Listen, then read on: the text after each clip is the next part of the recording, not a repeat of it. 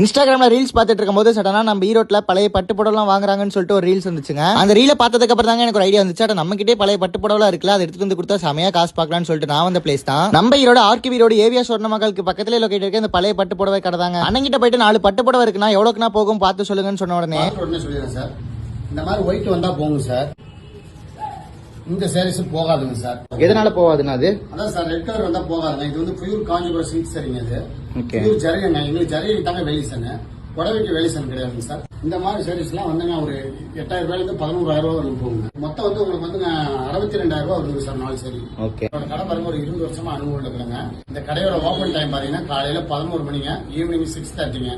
Sunday holiday sir. ஆனா நீங்க ஈரோடு மக்களுக்கு மட்டும்தான் என்னன்னு கேட்டீங்கன்னா வாட்ஸ்அப்ல அனுப்பிச்சிட்டு நீங்க சாரீஸ் போதான்னு தெரிஞ்சுக்கலாங்க. இல்லைன்னா நீங்க வர முடியலன்னா கால் பண்ணீங்கன்னா போதுங்க.